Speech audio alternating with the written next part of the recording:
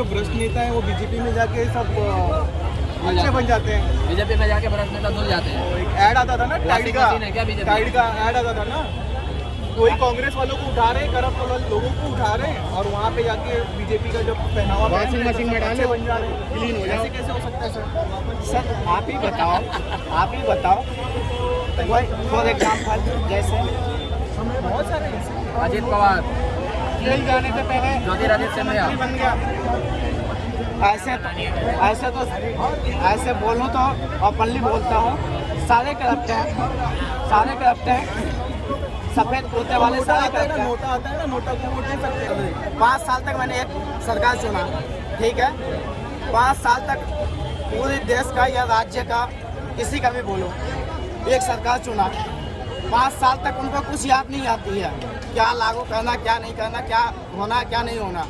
और जब उनकी सीटों की बारी आती है तभी 1000 फार्मूले आ जाते हैं और वो वादे आ जाते हैं जो वो निभा नहीं सकते।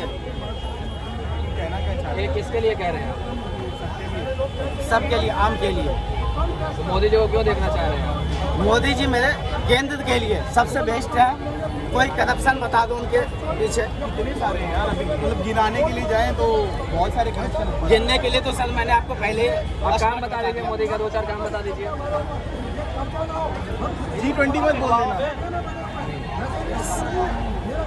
सॉरी, G20 तो 20 देश का सम्मेलन में सर। हाँ, और आप खेल के मामले में देख लो, तो मोदी जी खेल नहीं रहे हैं, और मोदी जी खेल नहीं रहे हैं। आप गिना दीजिए पहले, आप पहले गिना दीजिए फिर आप बता दीजिए।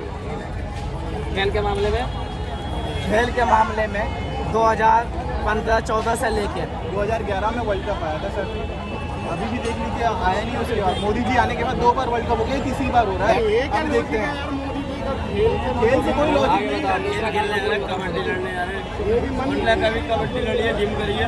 देखिए कोई दिक्कत नहीं है, आप सपोर्ट करना है सपोर्ट कर सकते हैं, बट आपका ये इंटरनल थॉट होना चाहिए। इधर दो ना है 2024 में कौन या 5 राज्यों में अभी जो चुनाव होने वाला है, जिसकी घोषणा हो गई है, तारीखों का घोषणा हो गई है, तो उसमें आप किसकी सरकार देखना चाहेंगे? देखिए सर, मैं हमेशा नए लोग। कहाँ से हैं आप पहले बताइए? मैं मुंबई से हूँ। अच्छा, हाँ। मुंबई का पॉलिटिक्स बात करने हाँ। आएंगे सर तो सुबह हो जाएगी। तो ये 24 में जो इलेक्शन आने वाला है, इसमें आप किसकी सरकार देखना चाहेंगे? सर मैं नए चेहरों को देखना चाहूँगा, जैसे अभी अरविंद केजरीवाल है जो दिल्ली के लिए काफ़ी अच्छा कर रहे हैं। लोग बोलते हैं उनको ये करते हैं, क्या कहते हैं, लोग उनको काम खींचते हैं कि सब कुछ फ्री करके दिया है सबको, लेकिन वो उनके पैसे से ही अपने लोगों को सपोर्ट कर रहे हैं। 170 केस है अरविंद केजरीवाल के ऊपर। सर वो हर पॉलिटिशियन पे है, आप नाम ले लीजिए उसके ऊपर केस।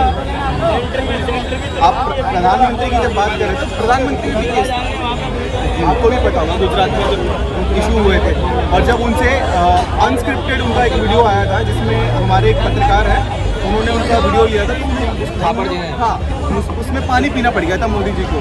ठीक है, दोस्ती यारी बनी रहनी चाहिए। इस तरह से अगर कोई इंटरव्यू ले अपने नेताओं का तो उनका, जैसे आप अरविंद केजरीवाल का भी उस तरह से। केजरीवाल अभी जो है वो दिल्ली और पंजाब तक सीमित है, क्या आपको लगता है कि 2024 में आ जाएंगे?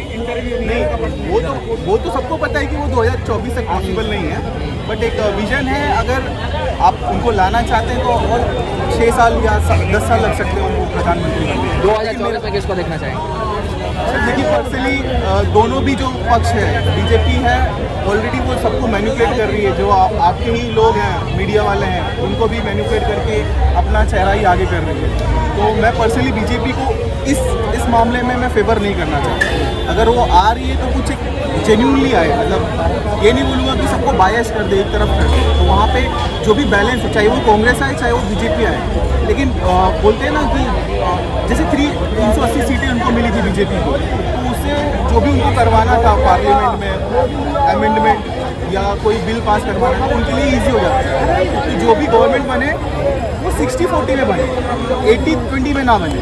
तो ये थोड़ा अगर ईजी होता है कोई बिल वगैरह पास कराने में, तो ये तो फायदेमंद ही है ना कि उनके जो विजन में दिखता है, जो उनके बायस हो जाता है सर, वो बिल बायस हो जाता है, वो टोटली एक सरकार का ही माइंडसेट वो बिल पे आता है। लेकिन अब जब 40-60 का रेशो आता है तो उनको बाकी जो 40% है उनको भी कन्विंस करना पड़ता है, जो कि वो अपोजिशन वाले होते हैं। आपको लगता है कि अगर बीजेपी की सीटें इतनी ज़्यादा नहीं आती तो 370 हट पाता?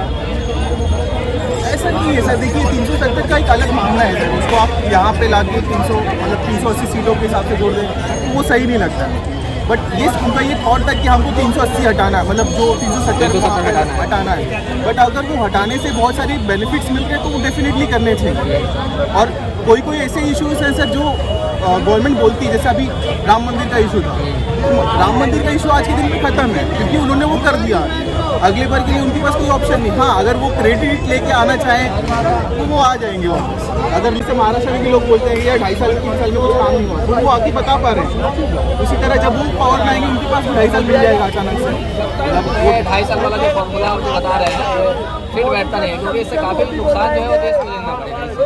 नुकसान किस चीज़ का? थोड़ी इलेक्शन हो रहा है सर। नहीं, इलेक्शन नहीं हो रहा है, लेकिन ये जोर तोड़ वाली जो चीज़ें हैं ना, इसमें सरकार फैसला पैसे नहीं ले कहाँ से पाती लगा रही है। है? सबका ख्याल रखना पड़ता है, आप समझते हैं, सबका ख्याल रखना पड़ता है। भ्रष्टाचार जो है चरम पे है, सबका ख्याल रखना पड़ेगा। जैसे अजीत पवार का ही मामला ले लीजिए, अजीत पवार बीजेपी में मिल गए तो उनके ऊपर जो केस होगा उसमें छापेमारी नहीं हो रही है। जी, तो बिल्कुल। ख्याल तो सबका रखना पड़ता है ना। यही मैं बोल रहा हूँ ना, जब शाम होती है ना सर, जब अंधेरा होता है तो सारे पॉलिटिशियन एक ही हो जाते हैं, तो एक दूसरे का ख्याल रखते हैं। तो वही बोल रहे हैं कि अगर दिन में ये पता चलता है कि ये कांग्रेस वाला, ये बीजेपी वाला और ये कोई और वाला है। शिवसेना वाला। जब शाम होगी, रात होगी तो सब एक ही रहेंगे पॉलिटिशियन। वही जब 2.5 साल वाला जब फॉर्मूला होगा तो और ज़्यादा नुकसान ही होगा। इसीलिए सबका ख्याल रखा जा रहा है कि 2.5 साल वाले फॉर्मूला ईडी का